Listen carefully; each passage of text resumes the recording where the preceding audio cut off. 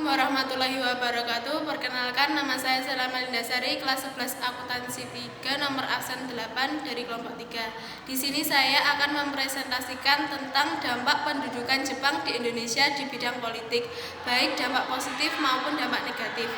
Dalam bidang politik, Jepang melakukan kebijakan dengan melarang penggunaan bahasa Belanda dan mewajibkan penggunaan bahasa Jepang.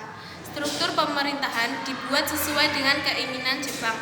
Misalnya, desa dengan ku dan kecamatan dengan so.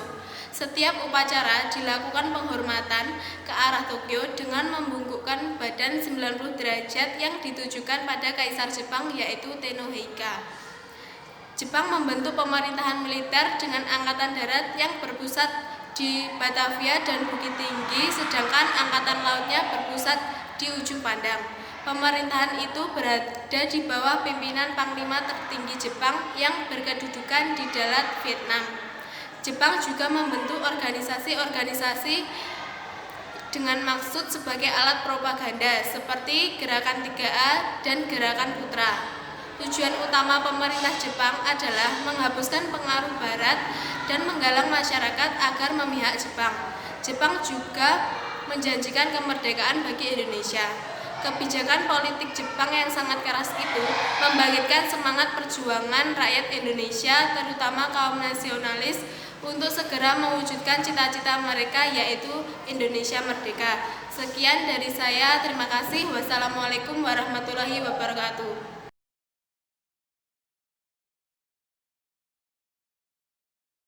Assalamualaikum warahmatullahi wabarakatuh. Sebelumnya, perkenalkan, nama saya Ulfatul Nikmah dari kelas 11 akuntansi 3. Di sini saya akan mempresentasikan materi tentang dampak pendudukan Jepang di Indonesia. Kedatangan bangsa Jepang di Indonesia memberikan dampak bagi kehidupan rakyat Indonesia, baik dampak positif maupun negatif. Pada kesempatan kali ini, saya akan mempresentasikan dampak dalam bidang sosial, budaya, dan ekonomi. Yang pertama, guna membiayai Perang Pasifik, Jepang mengerahkan tenaga kerja Indonesia untuk membuat benteng-benteng pertahanan. Yang kedua yaitu adanya kerja paksa Romusa. Dalam kerja paksa Romusa, rakyat diperlakukan dengan keras dan kejam sehingga banyak rakyat yang menderita. Makan dan perawatan kesehatan tidak diperhatikan sehingga rakyat banyak yang mati kelaparan dan jatuh sakit. Selanjutnya, bahan pakaian sulit didapatkan sehingga banyak rakyat yang menggunakan karung goni sebagai bahan pakaian.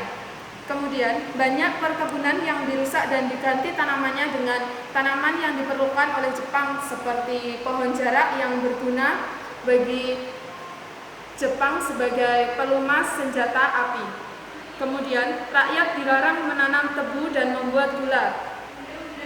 Ketika masa pemerintah kolonial Belanda, rakyat dipaksa untuk bekerja dalam pabrik gula, namun ketika masa pemerintah Jepang, rakyat justru dilarang bekerja membuat gula dan mereka justru menghancurkan pabrik-pabrik gula di Indonesia. Kemudian, masyarakat diwajibkan melakukan pekerjaan yang berguna bagi penduduk Jepang, seperti ketika masa pemerintahan Dendels, rakyat diminta untuk bekerja membangun jalan raya dari Anyer sampai Panarukan. Kemudian, semua nama-nama yang menggunakan bahasa Belanda diganti dalam bahasa Indonesia, seperti Batavia menjadi Jakarta dan Buitenzorg menjadi Bogor. Lalu, dibentuknya Pusat Kebudayaan Keimun Bonkasi Doso pada tanggal 1 April 1943. Untuk mengawasi para seniman agar tidak menyimpang dari tujuan Jepang. Kemudian yang terakhir yaitu para wanita dipekerjakan menjadi wanita penghibur yang menemani para pemetai atau polisi militer Jepang. Mereka ditipu oleh Jepang yang katanya akan dipekerjakan di sekolah atau menjadi perawat, dan ternyata mereka diminta untuk menjadi wanita penghibur.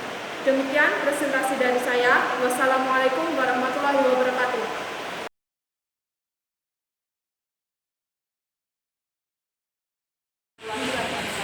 Perkenalkan, nama saya Zulfa dari kelas 11 akuntansi 3. Pendidikan. Akan masa pendidikan Jepang, keadaan pendidikan di Indonesia semakin memburuk. Pendidikan tingkat dasar hanya satu, yaitu pendidikan 6 tahun.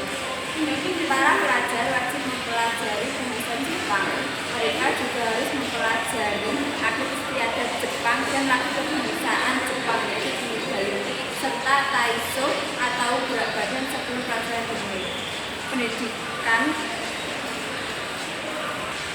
Sementara itu, perguruan tinggi ditutup pada tahun 1943. Beberapa perguruan tinggi yang dibuka lagi adalah Perguruan Tinggi Kedokteran atau IKA Daigaku di Jakarta dan Perguruan Tinggi Teknik atau Kongyu Daigaku di Bandung. Jepang juga membuka Akademi Pamungpraja atau Konkoku Gakuin di Jakarta serta Perguruan Hewan di Bogor. Melalui sekolah-sekolah itulah Jepang melakukan indoktrinisasi. Indoktrinisasi adalah sebuah proses yang dilakukan berdasarkan satu sistem nilai. Para pelajar juga dianjurkan untuk masuk militer. Mereka diajarkan Heigo atau sebagai pembantu prajurit. Pemuda juga dianjurkan masuk barisan Seinendan dan Keigodan atau pembantu polisi. Mereka dilatih baris berbaris dan perang meskipun hanya bersenjata kayu. Dalam Seinendan, mereka dijadikan barisan pelopor atau Shuishintai. Barisan pelopor itu mendapat pelatihan yang berat. Latihan militer itu kelak dapat berguna bagi bangsa kita. Wassalamualaikum warahmatullahi wabarakatuh.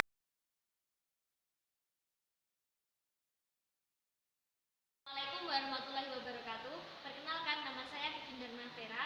Saya dari kelas 11 AK3 nomor absen 27. Saya kelompok 3. Di sini saya akan menjelaskan tentang birokrasi dan militer. Dalam bidang birokrasi, dengan dikeluarkannya UU nomor 27 tentang aturan pemerintah daerah dan UU nomor 28 tentang aturan pemerintah Shu dan Tokobetsushi, maka berakhirlah pemerintahan sementara. Aturan ini merupakan pelaksanaan dari struktur pemerintah dengan datangnya pemerintahan sipil dari Jepang ke Jawa. Jepang menjadikan Jawa sebagai tempat pembekalan perang di wilayah selatan. Di seluruh kota di Jawa dan Madura kecuali Solo dan Yogyakarta dibagi atas fungsi Ken, Gun, Sen, dan Ku. Pembentukan provinsi yang dilakukan Belanda digantikan dengan sesuai keinginan Jepang. Shu adalah pemerintah otonomi daerah yang berkedudukan sama dengan gubernur. Perbedaan antara penjajahan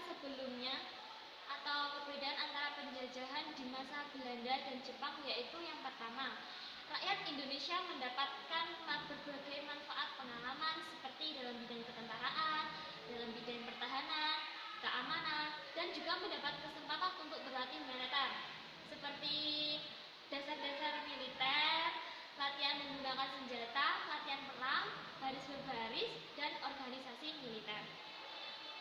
Melalui propagandanya, Jepang itu berhasil untuk membujuk Indonesia dan Jepang melatih rakyat Indonesia untuk melakukan pelatihan perang atau latihan militer yang dulu dikenal sebagai BKR atau Badan Keamanan Rakyat dan digantikan dengan nama TKR atau Tentara Keamanan Rakyat dan yang sekarang dikenal di telinga masyarakat dengan sebutan TNI, Tentara Nasional Indonesia.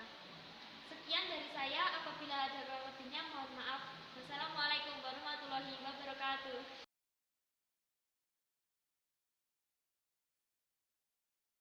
Assalamualaikum warahmatullahi wabarakatuh.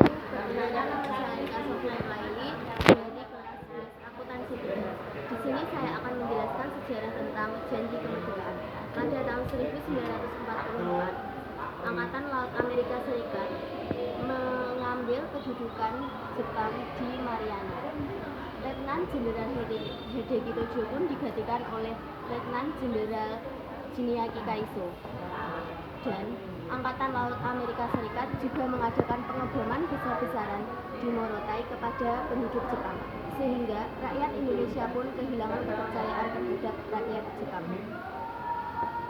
Sementara itu, pada bulan September 1944, Letnan Jenderal Kimiaki Kaiso juga memberikan janji kepada Indonesia tentang kemerdekaan. Saat itu, Jepang mulai mengizinkan rakyat Indonesia untuk mengibarkan bendera merah putih di samping bendera Hinomaru dan menyanyikan lagu Indonesia Raya setelah lagu Jepang yaitu Inigayo. Dan Jepang mulai mengerahkan tenaga rakyat Indonesia untuk dijadikan pertahanan dalam melawan sekutu. Nah, pada saat itu juga suasana kemerdekaan semakin dekat. Selain itu juga, Letnan Jenderal Kumaki Haraja juga mengumumkan dibentuknya BPUPKI atau yang disebut dengan Badan Penyelidik Usaha-Usaha Persiapan Kemerdekaan Indonesia yang dibentuk pada tanggal 1 Maret 1945. Badan itu dibentuk untuk menyelidiki dan mengumpulkan informasi penting tentang persiapan kemerdekaan Indonesia Raya. Badan itu juga diketuai oleh Dr. Kanjeng Raden Tumenggung Rajiman Wedodinirat dan diwakili oleh Raden Panji Suroso.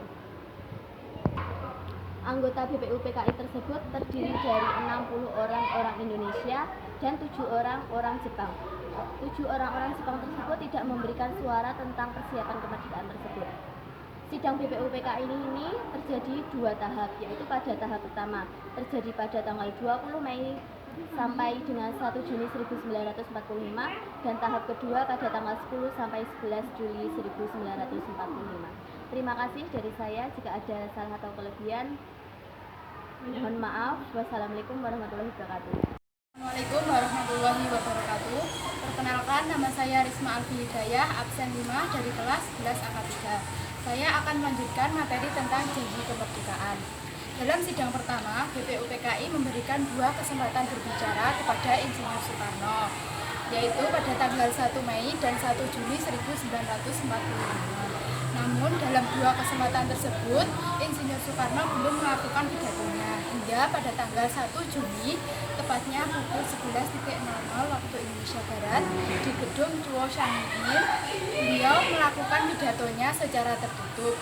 Dalam pidato tersebut, dia mengemukakan asas-asas atau dasar-dasar negara Republik Indonesia yang disebut dengan Pancadharma. Namun atas nasihat dari teman Insinyur Soekarno, Pancadharma diganti dengan nama Pancasila. Pancasila, sila yang artinya asas atau dasar. Dan dari kelima dasar tersebut terbentuklah negara Indonesia merdeka yang kekal dan abadi. Selanjutnya, pidato Insinyur Soekarno disambut sangat meriah. Beliau mengemukakan tentang 5 dasar-dasar negara. Yang pertama, kesejahteraan Indonesia. Yang kedua, internasionalisme. Yang ketiga, kebangsaan Indonesia. Yang keempat, musyawarah mufakat atau demokrasi. Dan yang kelima adalah ketuhanan yang Maha Esa. Dari semua asas tersebut, kita sebut sampai sekarang dengan nama Pancasila. Selanjutnya, sebelum sidang pertama berakhir, BPUPKI membentuk panitia 9 yang memiliki tujuan untuk merumuskan apa sih pentingnya Indonesia merdeka. Dan dari tujuan tersebut dirumuskan sampai sekarang kita kenal dengan rumusan tersebut dengan nama Piagam Jakarta. Demikian penjelasan dari saya. Wassalamualaikum warahmatullahi wabarakatuh.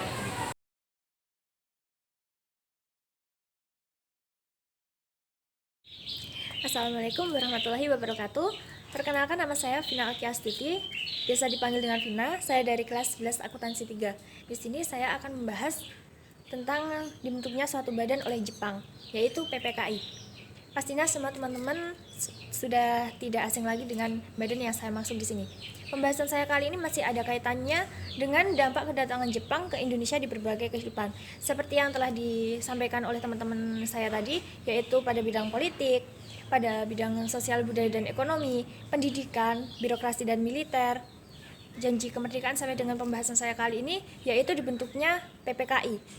Sebelum PPKI ini dibentuk, ada badan sebelumnya, yaitu BPUPKI atau Badan Penyelidik Usaha-Usaha Persiapan Kemerdekaan Indonesia, yang dulunya diketuai oleh Dr. Rajiman Widyodiningrat. dengan tugas-tugasnya, yaitu menyusun perancangan Undang-Undang Dasar 1945. Kemudian karena tugas-tugasnya telah dianggap selesai, pada tanggal 7 Agustus 1945 BPUPKI dibubarkan, kemudian digantikan dengan Panitia Persiapan Kemerdekaan Indonesia atau PPKI, dan dalam bahasa Jepang biasa disebut dengan Dokuritsu Zunbi Inkai.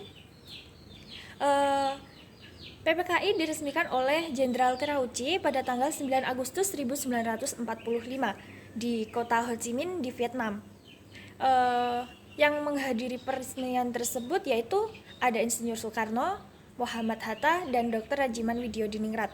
Mengenai keanggotaannya, PPKI ini diketuai oleh Insinyur Soekarno dan diwakili oleh Muhammad Hatta.